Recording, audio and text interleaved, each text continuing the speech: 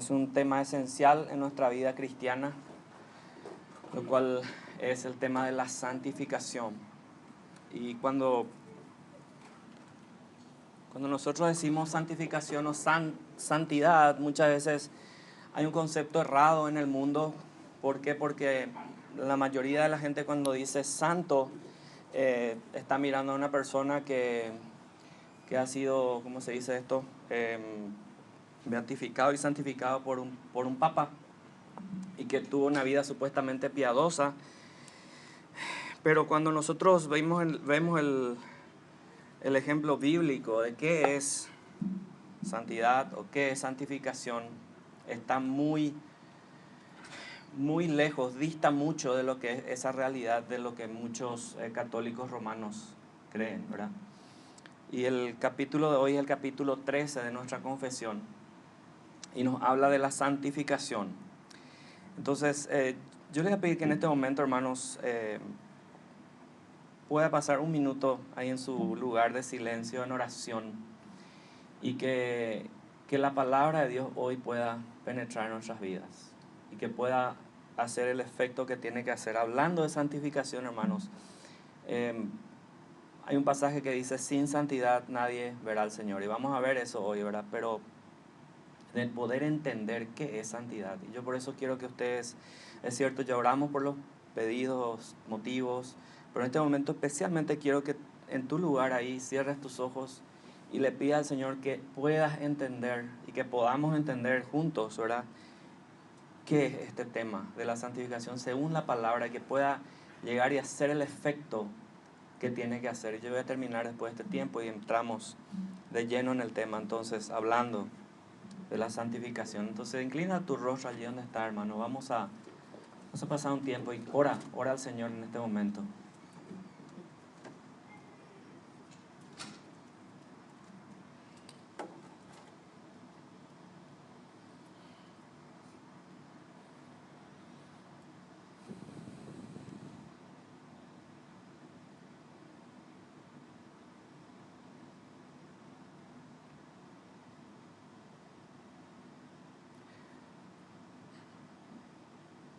Padre, en este tiempo, Señor, queremos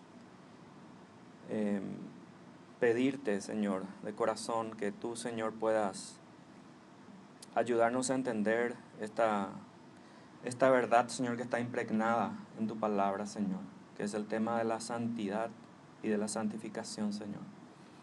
Que, Señor, tú seas obrando en nuestros corazones y que, Señor, podamos dimensionar, Señor, qué es santidad. Padre, en tu palabra dice que sin santidad nadie verá tu rostro, nadie te podrá ver. Por lo tanto, Señor, este es un tema bastante delicado, bastante profundo, Señor, en nuestra vida de cristianos. Señor, hay mucha gente que hoy cree que es cristiana, pero desconoce qué es la santificación, Señor. Y lastimosamente, Padre, están lejos de ti. Por eso, Padre, en este momento te pedimos que tomes nuestra vida. Tu palabra dice: si alguno tiene falta de sabiduría, que te lo pida, y, Señor, tú otorgarás, Señor, abundantemente y sin reproche. Por eso pedimos, Señor, que la sabiduría tuya en este momento pueda ayudarnos a entender este tema, Señor, y tu palabra más que nada, Señor. Gracias por este momento, Señor. Abre nuestros oídos, nuestros ojos, nuestra mente y nuestro corazón, en el nombre de Jesús. Amén. Amén. Muy bien, hermanos, cuando hablamos de santificar, en la Biblia significa, o habla la palabra santificar, significa apartar del uso común para Dios. Eso significa santificar. Entonces, si usted está anotando, lo puede hacer así. O sea, ¿qué significa santificar? Que cuando algo está santificado, se convierte en una posesión especial de Dios. Y en el término teológico, más que nada, en el término teológico, santificación se utiliza en cuanto a apartarse. Apartarse en la conducta práctica del pecado. ¿Hacia qué? Hacia la justicia en forma progresiva en nuestra vida cristiana. Nosotros comenzamos un caminar con Cristo, y ese caminar con Cristo, hermanos, se llama santificación. en el término bíblico, teológico o como quieran llamarlo. Ese proceso se llama santificación.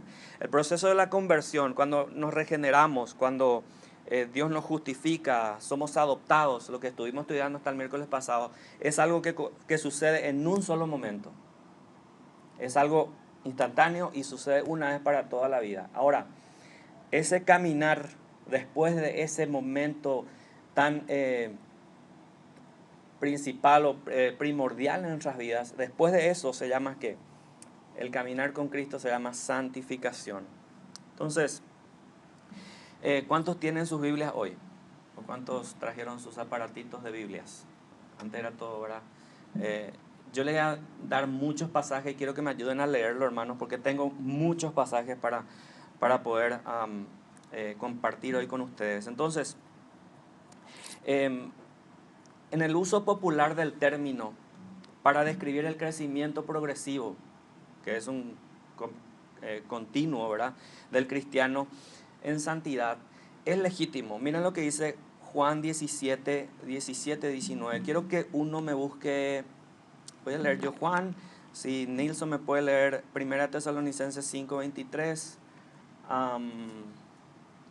José, si me puedes leer por favor Romanos 6, 19 y 22.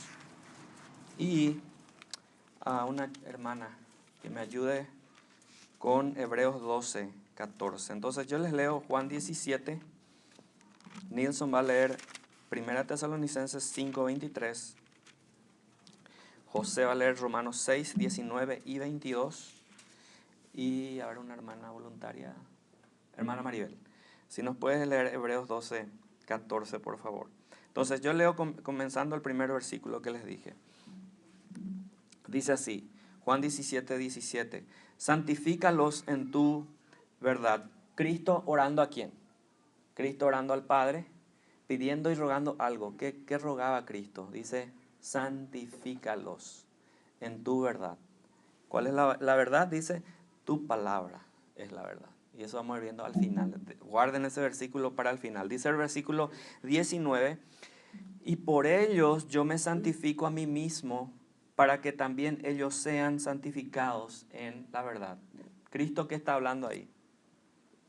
Que Él mismo, dice, se está santificando, se santificó a sí mismo para que tú y yo podamos, ¿qué? Ser santificados. Qué tremenda verdad. El otro versículo, 1 Tesalonicenses 5, 23, que dice Nilson.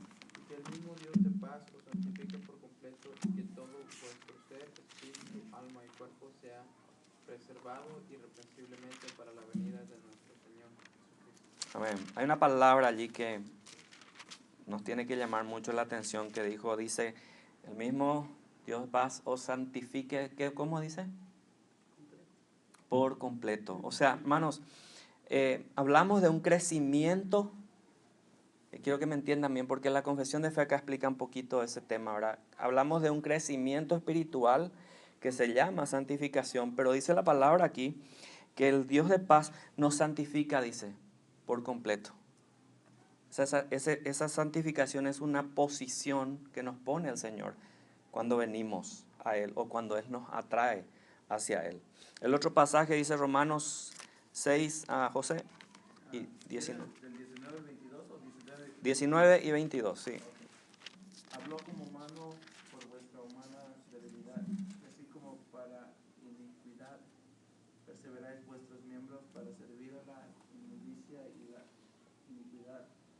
Así ahora para santificación presentad vuestros miembros para servir a la justicia. Amén. Y 22, mas ahora que habéis sido libertados del pecado y hechos siervos de Dios, tenéis por vuestro fruto la santificación y como fin la vida eterna. Amén. Aquí vamos a quedar un poquito. Dice, hablando como humano, dice Pablo, ¿qué pasaba con él?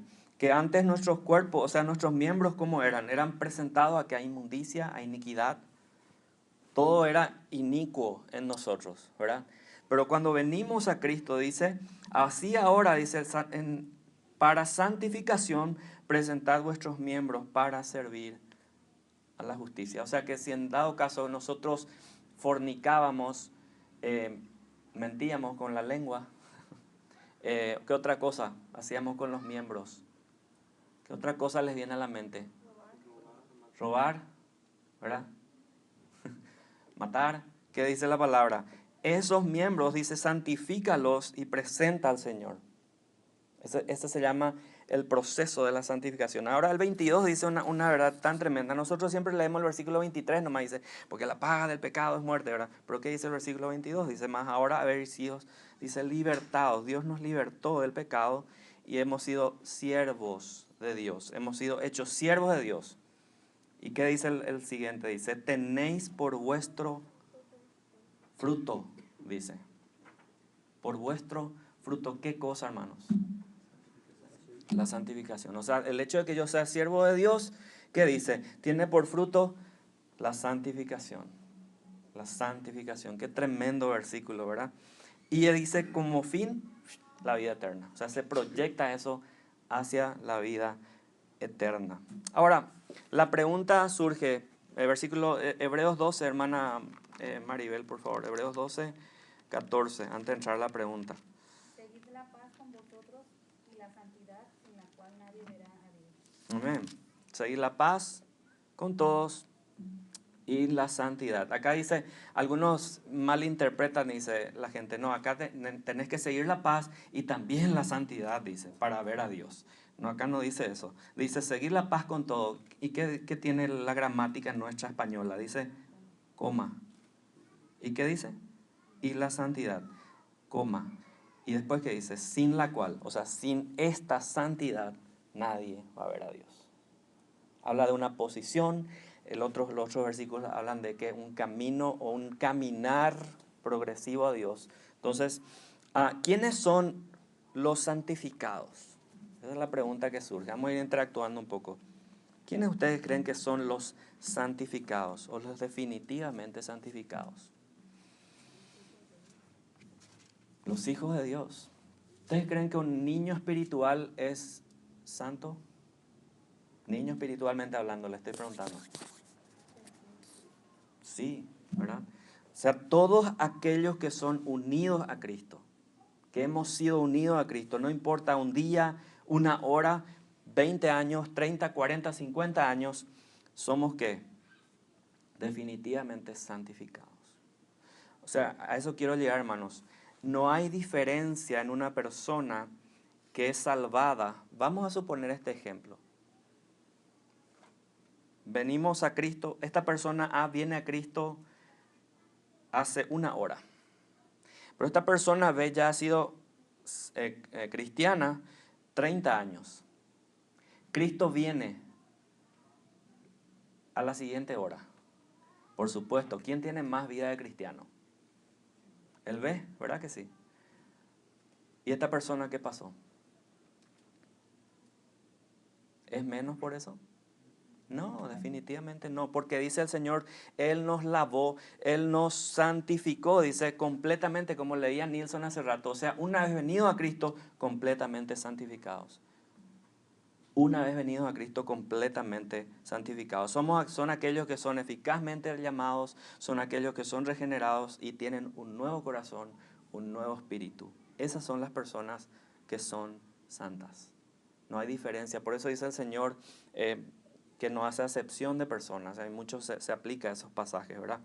Muy bien, ¿cuál es la iniciación? La santificación es simplemente otra manera de referirse a qué cosa, a ese cambio básico y radical que tiene lugar en la condición moral, ética del pecador. ¿Cuántos eran pecadores? Todos, y seguimos siendo. Pero es un cambio que hace Dios cuando esta persona es unida a Cristo en el llamamiento eficaz y en la regeneración. O sea, hay un cambio total de naturaleza en la parte moral, en la ética, en todo hay un cambio. Dios mueve completamente tu mundo. Entonces, la regeneración, hermanos, al igual que la santificación, efectúa un cambio en nosotros. Efectúa un cambio en nosotros, es decir, nuestro carácter moral. Vamos a leer Juan 3. Si alguien lee, me busca por favor, primera de Juan 2:29. Otro me busca primera de Juan 3, 9 al 10. Y yo les leo Juan 3, 3 al 8. Si una persona me busca, por favor, un hermano me busca, por favor, Primera de Juan 2:29, o una hermana, y Primera de Juan 3:9-10. Voy a leer primero Juan 3 y así el siguiente me ayuda. ¿De qué estamos hablando? De la regeneración. Dice acá, respondió Jesús y le dijo, de cierto te digo que el que no naciere de nuevo. ¿Cuántas veces ya hemos leído este pasaje, hermanos? Muchas veces, ¿verdad? En el estudio del nuevo nacimiento. Dice, no puede ver el reino de Dios. Nicodemo le dijo, ¿cómo puede un hombre nacer siendo viejo? ¿Puede acaso entrar por segunda vez en el vientre de su madre y nacer? Respondió Jesús, de cierto te digo que el que no naciere del agua y del espíritu no puede entrar en el reino de Dios. Lo que es nacido de la carne, carne es, y lo que es nacido del espíritu, espíritu es. No te maravilles que te dije, os es necesario nacer de nuevo. El viento sopla de donde quiere y oye su sonido, mas ni sabes de dónde viene ni a dónde va. Así es todo aquel que es nacido. ¿De qué? Del espíritu. Entonces, Jesús hablando de la regeneración, ya hemos estudiado muchas veces este tema, es un cambio radical. Lo mismo sucede en la santificación. El otro pasaje, ¿quién puede leerme? Primera de Juan 2:29. Si sabéis que Él es justo, sabéis también que todo el que hace justicia es nacido de Él. Amén. Él es justo, dice. Si sabéis que Él hace, ¿cómo dice mal? Sabéis también que todo el que hace justicia es nacido de Él. Todo aquel que hace justicia, dice. Wow. Y la palabra dice, no hay un justo, nadie dice justo. Pero ¿cómo podemos ser justos? ¿Se acuerdan que estudiamos el miércoles pasado?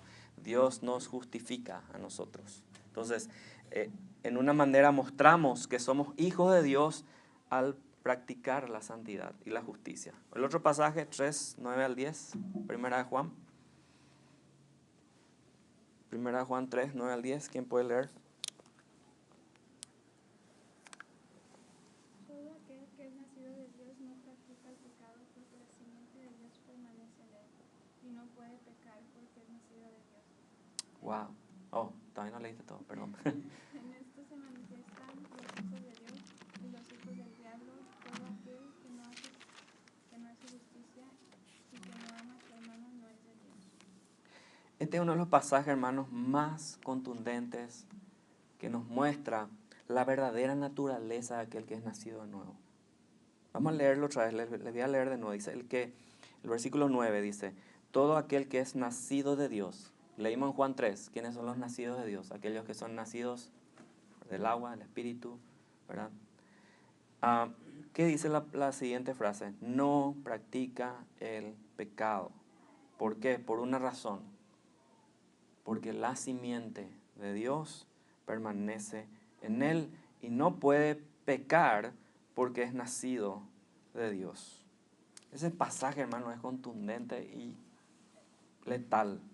Entonces, después vamos a seguir hablando de esto, pero la palabra santo, hermano, se utiliza muchísimas veces en el Nuevo Testamento, o sea, todas las veces que se utiliza en el Nuevo Testamento para referirse a quiénes, a la iglesia, a los cristianos, a los creyentes que somos nosotros. Entonces, ¿qué pasa? Esto refuta completamente lo que le decía al principio acerca de quién designa a los santos y quién no. Los cristianos somos santos, hermanos. Una persona que nació de nuevo hace un segundo en cualquier parte del mundo ha venido a ser, ¿qué dice la palabra? Santo. Santo. Entonces, el uso de este nombre para los creyentes implica ¿qué cosa? De que cada uno que es hecho santo en la conversión es definitivamente santificado. O sea, Dios nos hace santos, pero ¿qué hace? Nos continúa santificando. ¿Hasta qué día? Como vimos hace rato en Romanos 6, el que leyó Nilsson. ¿Romanos qué era? ¿Qué leíste, hermano? ¿O quién leyó? 6:22, leyó José, que decía como fin, dice, tiene como fin, ¿qué cosa? La vida eterna. Entonces, vamos a ver un poquito otros pasajes. Romanos 1:7, para apoyar lo que estaba diciendo, ¿verdad? Romanos 1:7. Y si alguien me lee, por favor, 1 Corintios 1:2. 1 Corintios 1:2.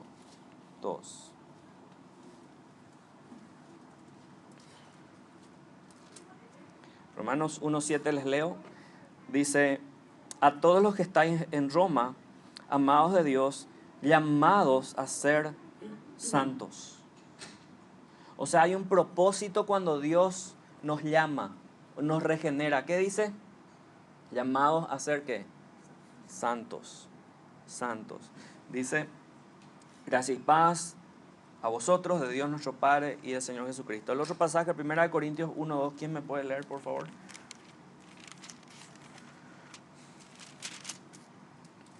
En la iglesia de Dios que está en Corinto, a los que han sido santificados en Cristo Jesús, llamados a ser santos, a todos los que repartimos en el nombre de nuestro Señor Jesucristo, Señor de ellos y nuestro. Amén. Amén. Entonces, ¿qué dice? A los santificados. ¿De qué tiempo me está hablando eso de los que conocemos gramática castellana? A los pasados, ¿verdad? Y después, ¿qué dice? Llamados a ser de nuevo, dice, santos. O sea, hay un tiempo pasado y hay un tiempo que presente continuo, ¿verdad? Dice, llamados a ser santificados. O sea, el verbo hacer santo o santificar se utiliza a menudo en esta santificación definitiva que tú y yo tenemos. Pueden fijarse en Hechos 20:32, Hechos 26:18, si por favor me siguen ahí.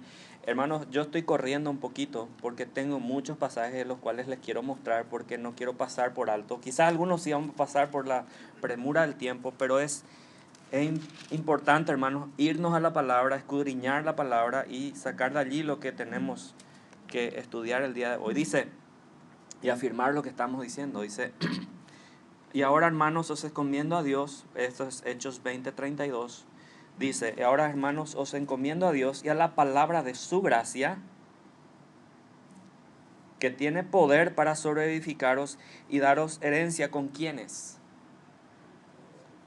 Con todos los santificados. ¿Tiempo qué? Pasado. Hablando del pueblo, ¿verdad? De la iglesia. Miren lo que dice Hechos 26:18. Hechos 26:18.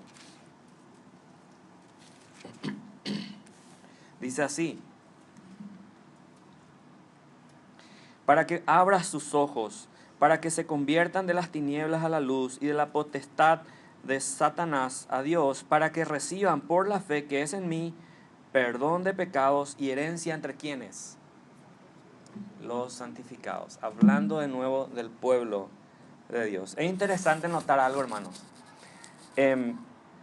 Este es un verbo que, esta palabra cuando dice hacer santos, santificar, santificados, es un verbo en el griego del cual significan dos cosas. Si quiere anotar ahí, por favor. La santificación fue en el pasado. Eso significa número uno. Es un verbo aoristo, pasivo. Significan dos cosas. La santificación tuvo lugar en el pasado y también significa que la persona santificada fue santificada por otro. ¿Quién es ese otro? Dios. Dios es el único, y acá vamos a ser letales y contundentes.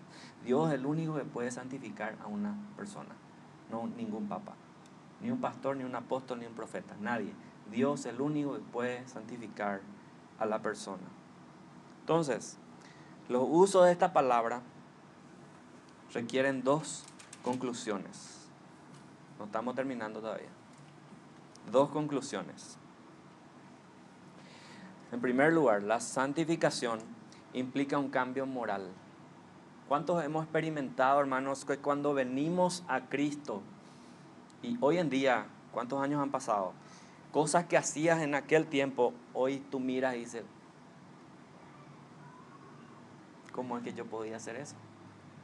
¿Cuántos han experimentado eso? No levante la mano. Hermanos, tenemos que experimentar esto. Debe haber un cambio moral, ético en mi corazón, en mi conducta. Lo que antes hacía ya no lo hago más. Entonces produce eso. ¿Qué produce en nosotros? La primera implicación del cambio moral.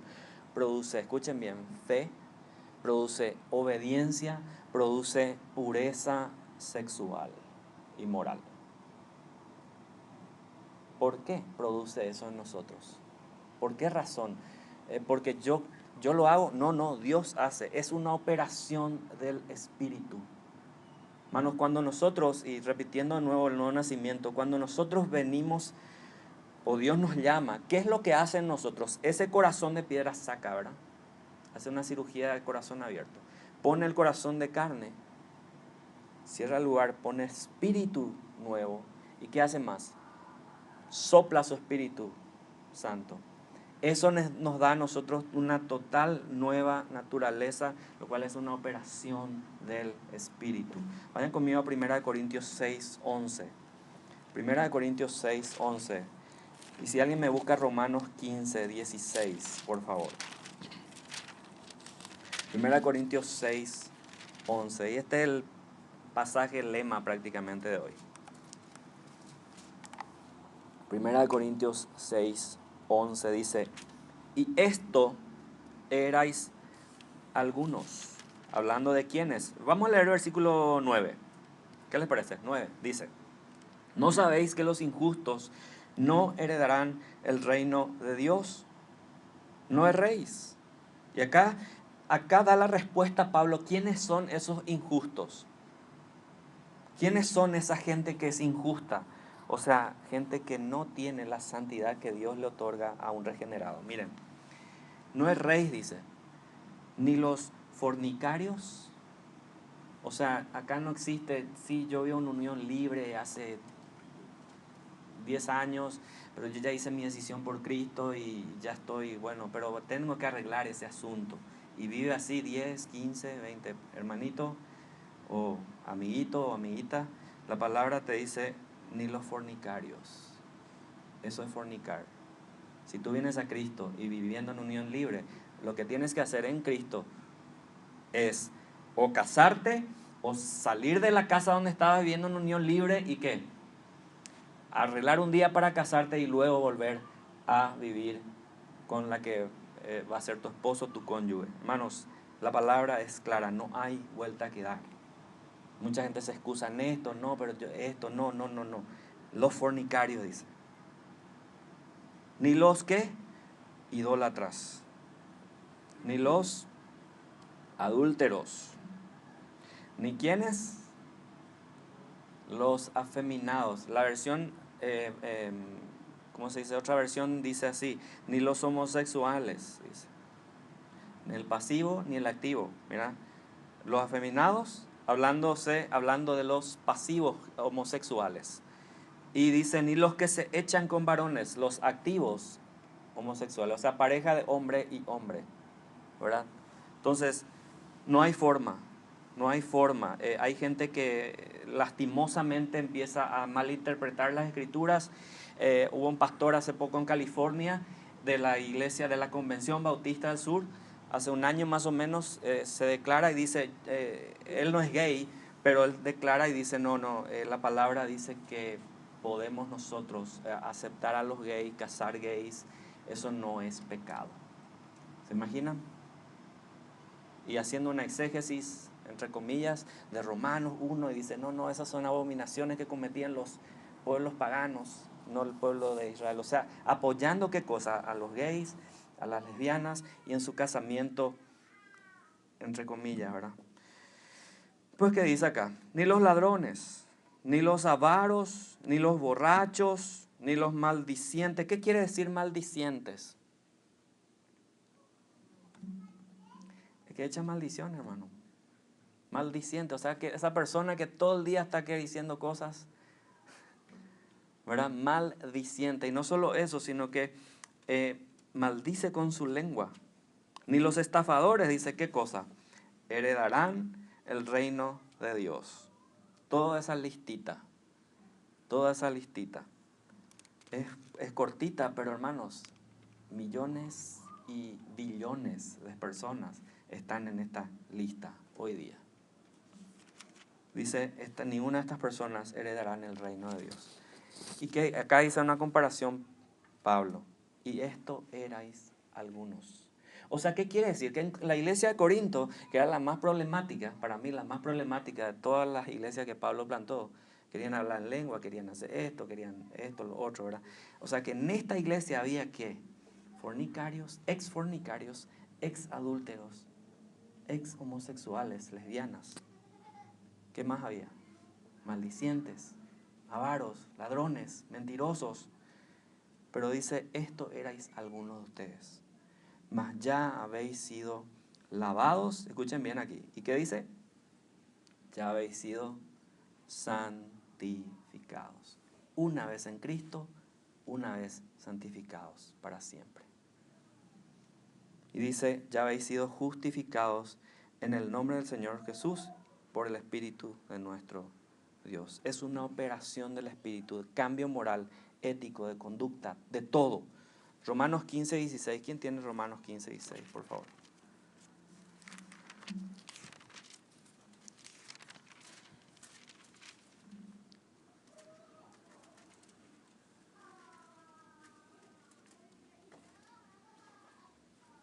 No, parece que está... Oh, sí, está bien el pasaje. Les leo si no encontraron. Dice, para ser ministro de Jesucristo a los gentiles, ministrando el Evangelio de Dios, para que los gentiles les sean ofrenda agradable, ¿qué dice? Santificada por el Espíritu Santo. O sea, acá cuando hablamos de gentiles, hermanos, porque la iglesia de Roma eran todos gentiles.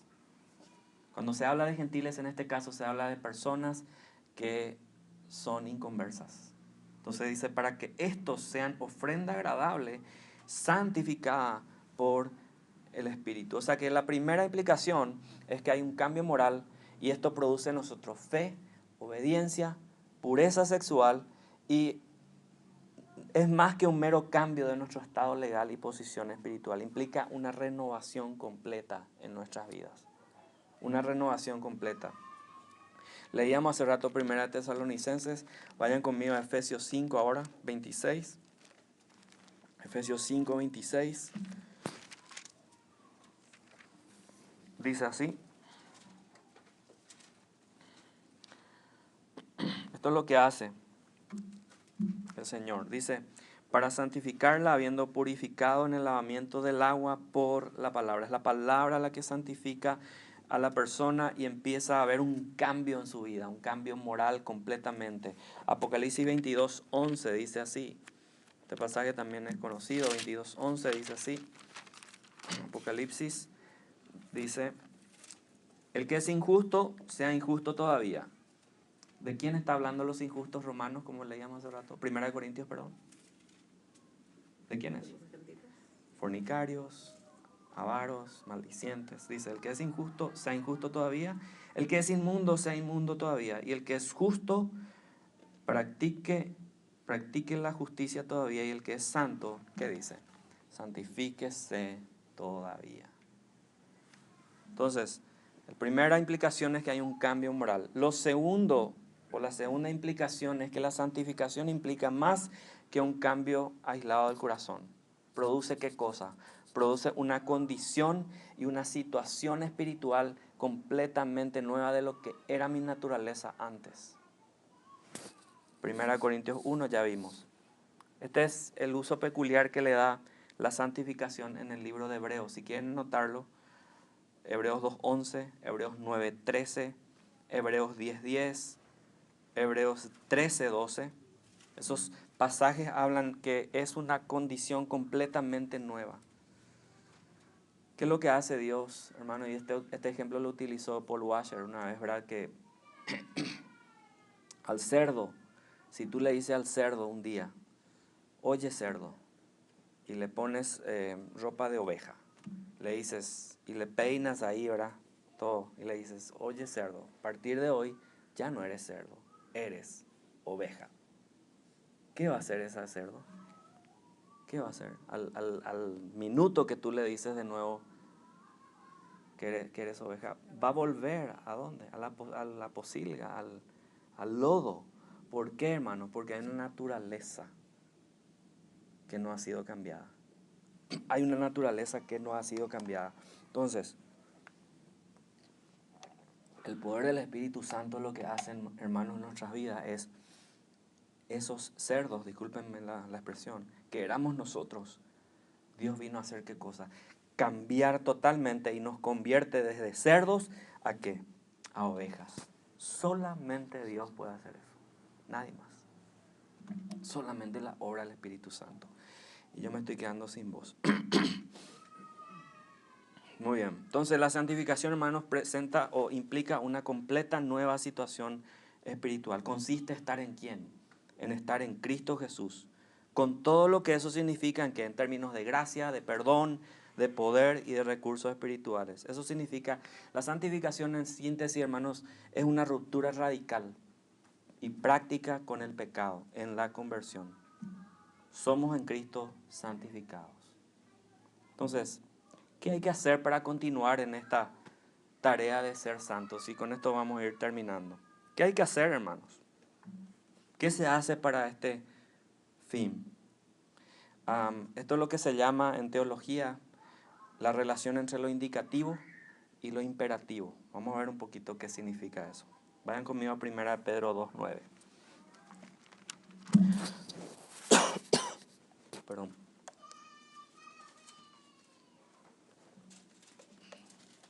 Hay poder atrás, los niños. Un fuego. 1 Pedro 2:9.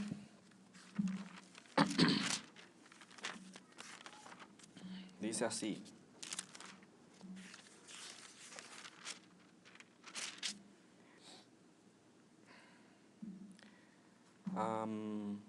Parece que les dije mal, hermano. Oh, yo lo que abrí mal mi Biblia, perdón. 1 Pedro 2:9. Muy bien, ¿qué dice 1 Pedro 2:9? ¿Quién puede leer y ayudarme? Mas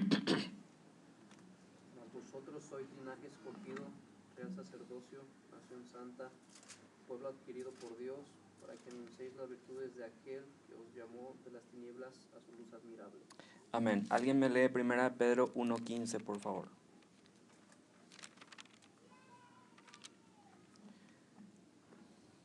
Sino como aquel que os llamó es santo, sed también vosotros santos en toda vuestra manera de vivir. Amén. Entonces, ¿qué es un indicativo y qué es un imperativo en este término de santidad o en la continuación de santidad? Hermanos, la declaración sois, cuando dice más vosotros, ¿qué dice? Sois linaje escogido, real sacerdocio, ¿qué sois? Sois, ¿qué? Nación santa. Eso es una declaración, es un indicativo. Eso es un indicativo. Te indica qué cosa, que eres, ¿qué? Santo. Ahora, ¿qué es el imperativo? Esto está en lo que leyó la hermana Consuelo. 1 Pedro 1:15 dice, como el que os llamó es santo, que dice, sed, el mandato. La declaración, sois santo, sois nación santa, es un indicativo. Entonces el mandato, sed santos, es un imperativo de Dios. O sea, Él te indica, Dani, eres santo. Pero también, ¿qué te dice? Dani, sé santo. Eso es lo que dice la palabra. En el Nuevo Testamento, hermanos, estas declaraciones, estas dos declaraciones, ustedes van a encontrar en todos lados. Coexisten, o sea, están juntas. Miren, les voy a dar ejemplos y anoten ustedes ahí, porque tengo muchos ejemplos. Dice Romanos 6:2, comparen con Romanos 6:12. Colosenses 3:3, comparen con Colosenses 3:5. Romanos 8:2-9, comparen con Romanos 12:14. Esas son algunas de las muchas que menciona la Escritura. Entonces, ¿qué pasa con esto? Dos cosas hay que notar en estos pasajes. La relación no es reversible, o sea, esa imperativo indicativo. El indicativo siempre es primero. El indicativo siempre es primero y después el imperativo. O sea que el imperativo siempre se basa en ¿qué? En el indicativo. Y la relación no se puede alterar. Yo no puedo alterar eso. Filipenses 2:12. Miren conmigo Filipenses 2:12. Filipenses 2:12.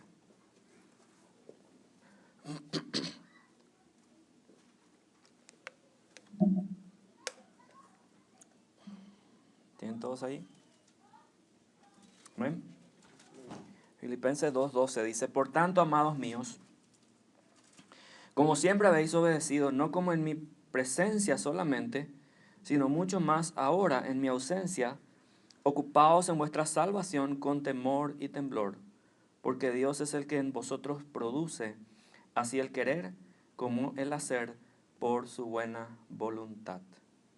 ¿De qué me está hablando este versículo? Que la santificación es cuestión de gracia y se ha de seguir sobre la base de la acción de Dios en nuestras vidas. ¿Quién es el que produce en nosotros? Dice Dios. Dios te dijo, tú eres santo, pero te dice también, sé santo. ¿Y quién te ayuda en ese caminar? Dios. No hay excusa, hermano. No hay excusa de no crecer espiritualmente, de no crecer en santidad. A mí me preocupan aquellas personas que están hace 20 años en la palabra o supuestamente en la iglesia y nunca crecen, se estancan y están ahí, y están ahí. Y nunca tú le puedes hablar de un tema espiritual más profundo. ¿Qué piensa de esto? Y no, ellos siempre están con Juan 3:16. ¿Qué es eso? Hermanos, fáciles. Nunca nacieron de nuevo. Discúlpenme que les diga, pero la palabra es clara y me dice a mí.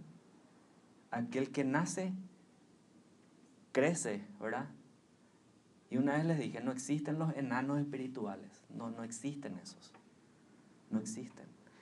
Naces, creces en conocimiento de la palabra. ¿Por qué? Porque Dios es el que produce en nosotros el querer por el hacer, como el hacer por su buena voluntad. Eso significa ocuparse en la salvación con temor y temblor. Entonces, ¿qué otra cosa podemos notar en estos pasajes? Lo primero es que esta relación no es reversible, no se puede revertir, o sea, es indicativo y después el imperativo. Dios te dice, sos nación santa, bien paraguayo ahí, o guatemalteco, ¿verdad? Sos nación santa, pero también te dice, tenés que ser nación santa, tenés que comportarte como un santo. ¿Qué otra cosa podemos ver? Que el imperativo no es opcional. No hay indicativo, escuchen bien, no hay indicativo sin obediencia al imperativo. ¿Qué es lo que quiero decir? El imperativo no es opcional. O sea, no, yo soy santo y me quedo ahí. Voy a descansar. Sí, ya Dios me dijo. Y ya me quedo ahí. No. ¿Qué tengo que hacer? Ocuparme de mi salvación, dice con temor y temblor. La obediencia al imperativo sed demuestra que el indicativo sois es una realidad en nuestras vidas. ¿Escucharon bien eso, hermanos? ¿Entendieron? O la anotan, por favor. La obediencia al imperativo sed, que estuvimos estudiando en 1 Pedro, muestra que el indicativo sois es una realidad en nuestras vidas. O sea que si yo continúo en santidad y practico la santidad y dejo vicios y sigo creciendo en Dios, en su palabra, eso indica que realmente, ¿qué cosa? Yo soy un hijo de Dios, soy nación santa. ¿Vamos entendiendo la relación? Esto no altera el orden, solo significa que el indicativo y el imperativo son inseparables, no se pueden separar.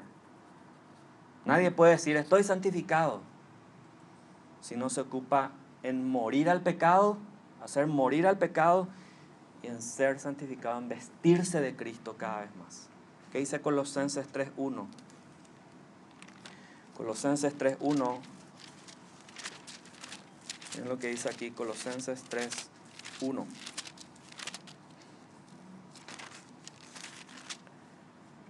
Sí, pues, habéis resucitado con Cristo.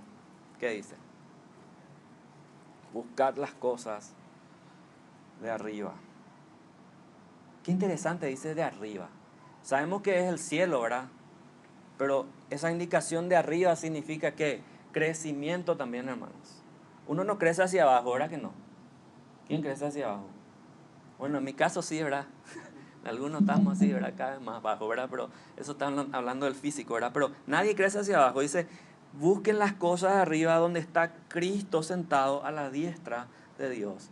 O sea, ¿quién es mi estándar de santidad? Cristo, no el pastor, nadie, hermanos. Nadie. Cristo es mi estándar de santidad. Entonces, ¿qué pasa con esto? Que los hábitos del viejo hombre deben ser sustituidos por los del nuevo. ¿Qué quiere decir esto? Lo que me gustaba hacer antes, lo que me gustaba hacer antes y ofendía a Dios, tiene que ser sustituido ¿por qué cosas? Por cosas que agradan a Dios hoy día. Las varias formas en que nosotros podemos formar eso, hacer ese crecimiento están en las Escrituras. Miren bien, les muestro algunos pasajes y con esto vamos terminando. Romanos 13:14. Romanos 13:14. Ejemplos, hermanos, de caminar en santidad. Romanos 13:14.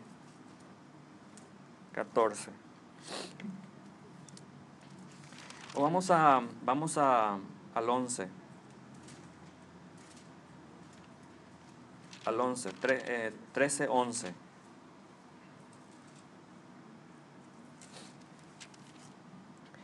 Dice, y esto, conociendo el tiempo, Pablo decía ya en aquel entonces, ¿qué decía Pablo?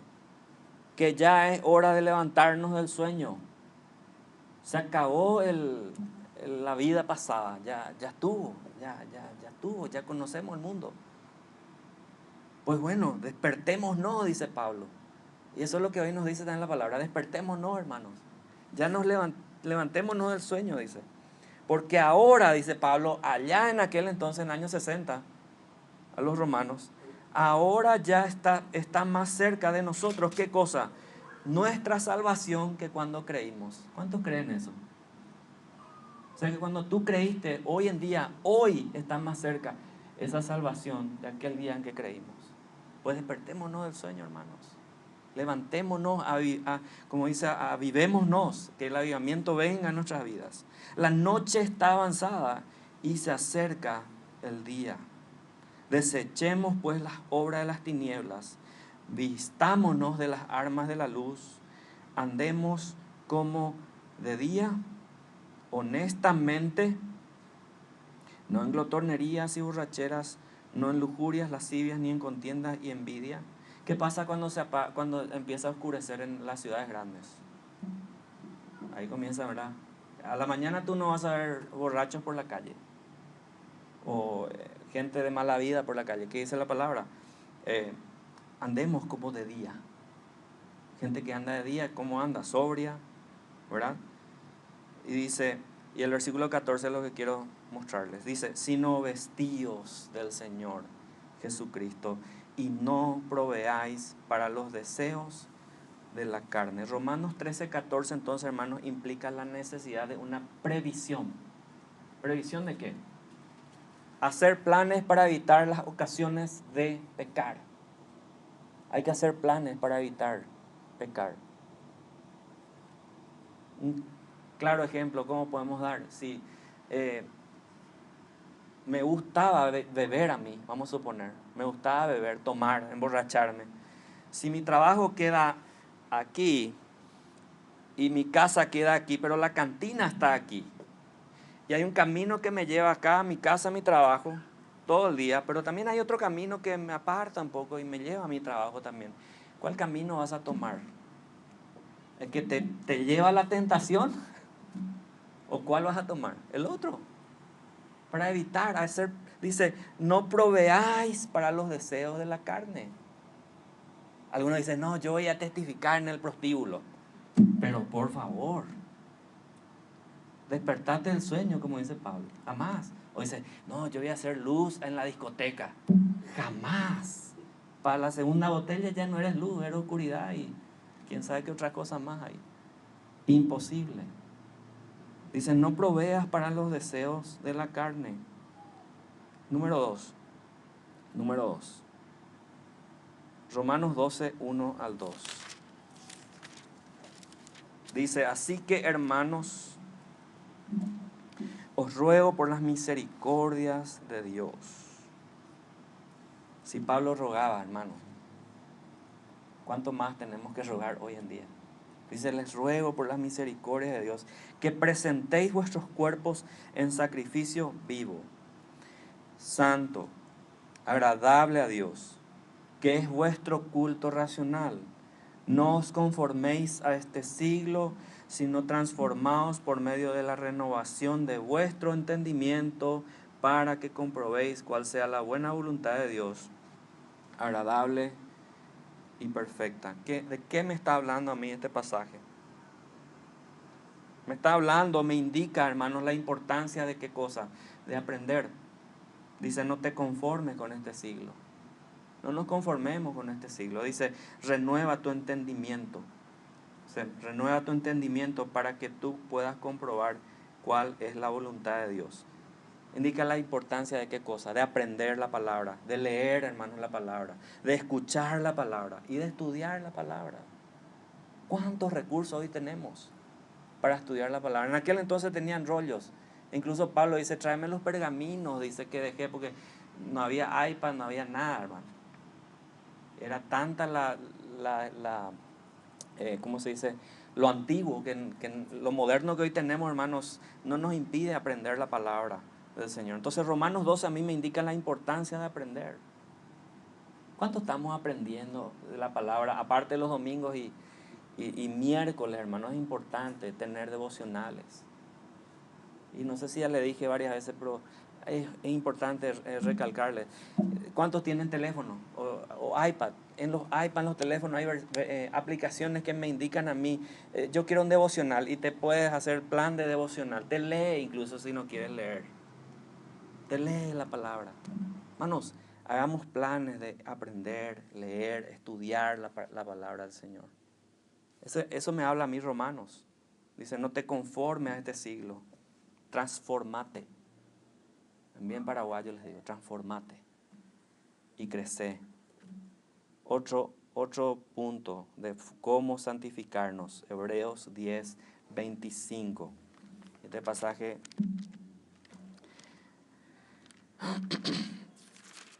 dice así. ¿Cuál es otra forma? Vamos a leer todos juntos. ¿Qué les parece? No dejando de congregarnos como algunos tienen por costumbre, sino exhortándonos, y tanto más cuando veis que aquel día se acerca. ¿Qué día? ¿El domingo? No. ¿El miércoles? No. ¿Qué día? El día del Señor. ¿Qué dice la palabra? No te dejes de congregar. No nos dejemos. Esto nos muestra la necesidad de congregarse con el pueblo de Dios en las asambleas de la iglesia. Y qué interesante lo que dice acá. Dice, no te dejes de congregar, le voy a leer en español moderno. No te dejes de congregar como algunos tienen por costumbre. O sea que el dejarse de congregar, ¿qué pasa? Se hace costumbre. Una vez faltas, un domingo. Después pasa, ¿cuánto? 15 días y no, hoy justo hay fútbol, ¿verdad? Justo juega Paraguay. No me voy a ir. Y ya pasa, ¿cuántos días? 21 días hasta el siguiente. Y el siguiente, ay, me golpeé mi piecito, mi dedito. Y ya pasó un mes, hermano. ¿Y qué pasó con eso? La palabra es clara. No te dejes de congregar, porque eso te hace costumbre. Se nos hace costumbre. ¿Qué dice Pablo? Despertémonos ya del sueño. Levantémonos, dice. No te dejes de congregar como algunos tienen acostumbrado a hacerlo, sino exhórtense, dice. ¿Por qué? Cuando vemos que aquel día se acerca. Hermanos, los tiempos son malos. Gente predica prosperidad, hermanos. No va a venir un avivamiento. Ustedes saben que mucha gente hoy predica en la iglesia, el avivamiento va a venir, y el avivamiento. Hermanos, la palabra predice otra cosa. La palabra, en vez de avivamiento, predice qué cosa antes del tiempo del fin. Apostasía. Dice, no vendrá sin antes que venga ¿qué? La apostasía. Cristo no va a venir hasta que haya una apostasía en la iglesia. Ustedes se fijan en 1 Tesalonicenses y van a ver que es así. No dice, vendrá Cristo antes de un gran avivamiento, hermano. No hay avivamiento. Puede haber un avivamiento personal en las iglesias locales, claro, pero no en una manera general.